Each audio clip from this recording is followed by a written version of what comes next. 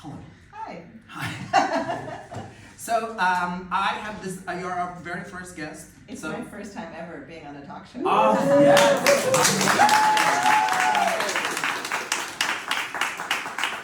It's also my very first talk show as well. So that's a win-win. Yes. Yeah, we're working on that dumb friends thing together. Exactly. So I obviously want to ask you about the community that you've created and are building in Valencia. But before we do that, I want every guest to for people to get a sense of a guest, right? And the way that I want to do that is maybe ask you to share like three, I'm gonna call it mosaic pieces. Like 3 bits of information that may or may not be related, but kind of starts to get us to know. Okay. All right. So 3 bits and pieces of information. Okay. The first piece of information is I'm half Indonesian. I grew up in Jakarta, in Bangkok. Wow. My second piece of information is I was a journalist for more than 20 years. In Jakarta, Bangkok? In Jakarta, Mm-hmm. in Tokyo, in Jerusalem, in London, Berlin, and then I came to Valencia. Amazing. So, yeah. What's the third piece of information? This is a tough one. I've been here for almost 6 years, Okay. and I moved here to learn Spanish. And my son is doing much better than I am. Well, one would hope that kids, they're wired for that, yes. Yeah. Wow, this is really quite cool, very cool. So then, you're a journalist for 20 years, in all these different places. I also studied journalism, because I very early realized I can just talk, I cannot really do anything else. So this is out of necessity. No, but, then let me ask you this. If you wanted to be, have you wanted to be a journalist? Did you want to be a writer? No, I wanted to be a writer since I was a kid. Okay. But I was pretty sure becoming a writer was a one-way ticket to poverty. Okay. So I thought I better That's get true. another job. My mother is a journalist. Okay. So of course it's the last thing I ever wanted to do. But I found that, I kept doing internships and leading me back to journalism. I ended up in Indonesia and unemployed, and I was living with my mother, and she was like, well, you cannot be unemployed at my house. So she's like, you can at least translate for some of these reporters coming through, speak some Indonesian. So that's how I started. And then I was like, I think I can do this writing thing. I can do this. All right. I can meet the deadline. How hard could it be? So that's It's why actually I started. pretty hard in And my it turns out it's experience. pretty damn hard. But I started as a newspaper reporter, just as a fixer, as they call them, setting up interviews. And then somebody said, can you set us something up for TV? I said, sure, I can set up some interviews for TV. And then one day they said, can you actually get in front of the camera and say a few things?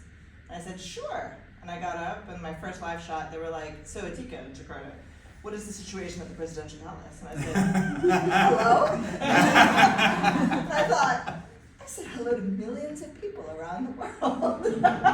I should probably recover. And somebody went, sorry, the line was bad. Yes, let me tell you what's happening at the presidential palace right now. Wow. And that was my introduction to live TV news. So I did that for 20 years. Wow. Wow.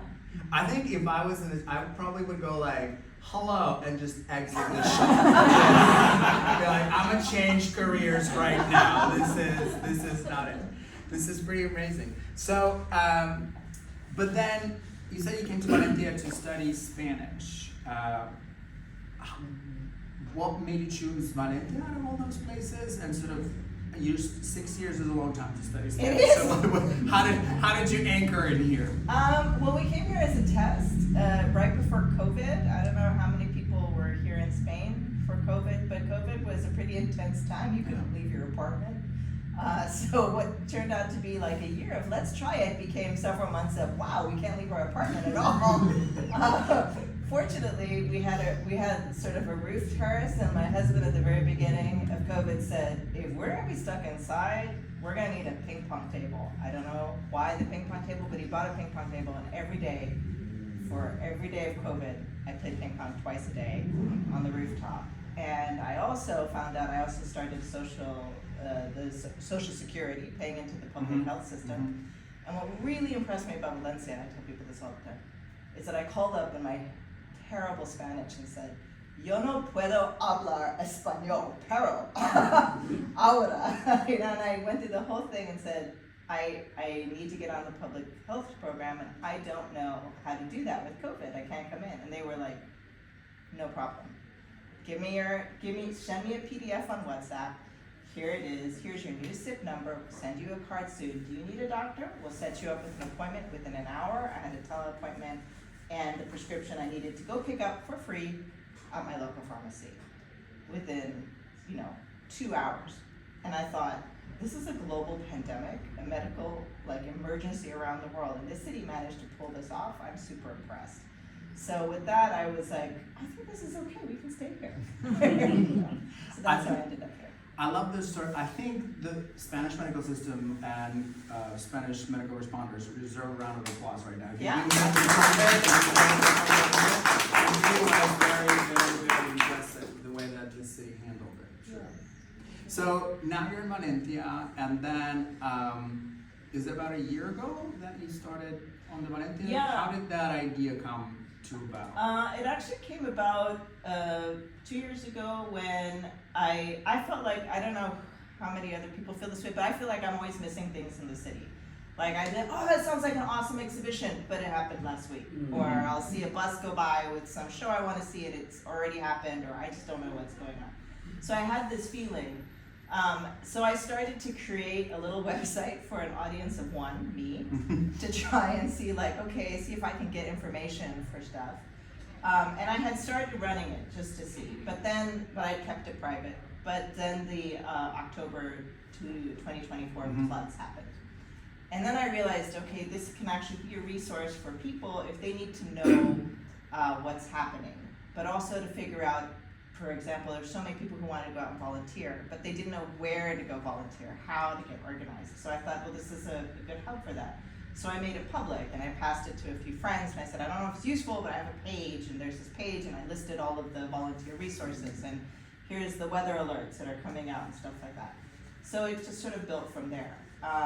And so it's been running now for, a year, I think, is when we really started, seeing the numbers ramp up.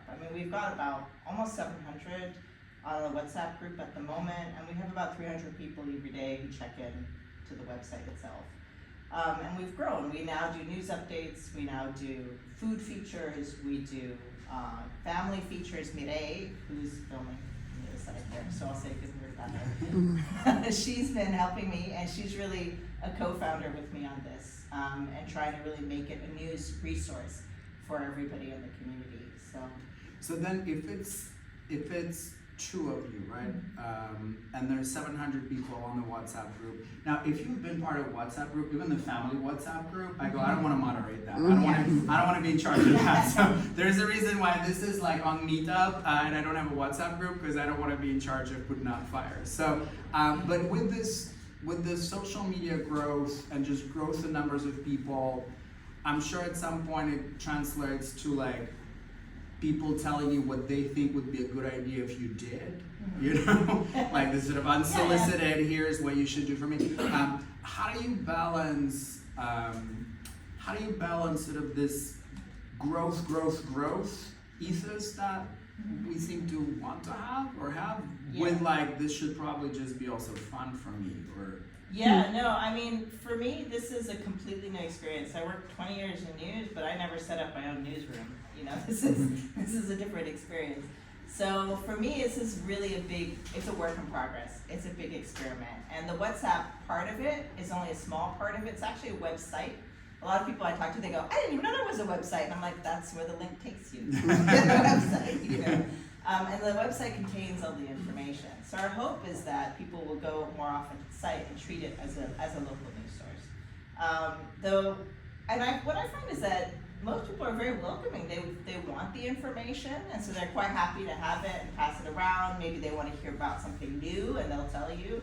But I've very rarely come across somebody who says, you should completely change this around. That doesn't really happen. And I find, and I'm sure you find this as well with your talks, that there is a very collaborative sense of community in general, but especially here in Valencia. So that's something I really appreciate.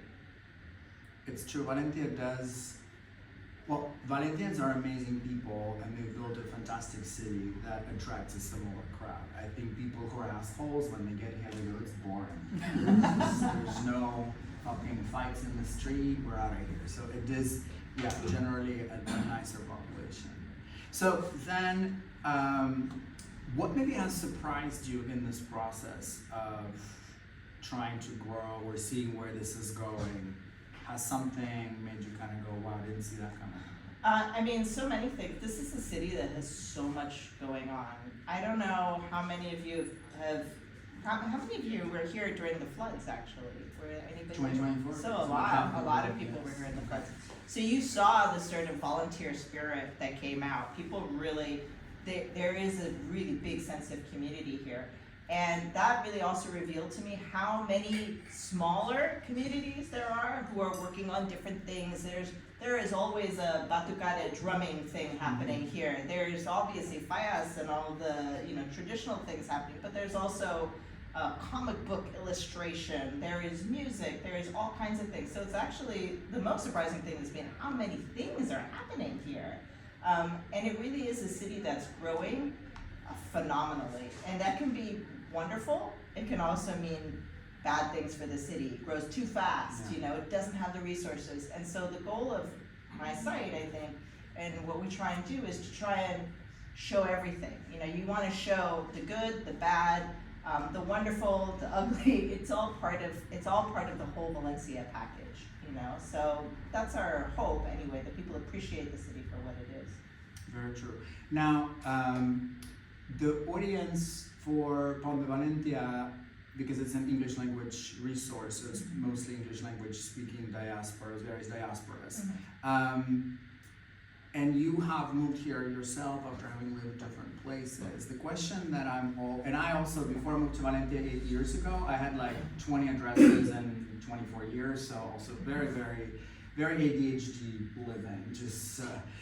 So I'm always curious about, with so much conversation now around immigration, migration, the pros and cons all over the world, do you find other stories of migration or immigration that you find inspiring or empowering or? Yeah, I mean, I think the city is full of stories, wonderful stories of people who have moved here and made a completely different life here. And I think all cities are constantly evolving, but it just so happens that in Valencia we see it more because it's a smaller city.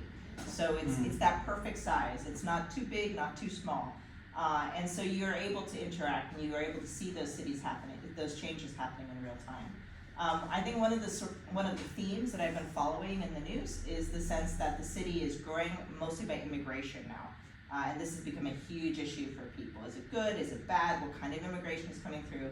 But my local neighborhood, I live in an apartment, and there is a little bakery called San Nicolas. It's right by the San Nicolas church.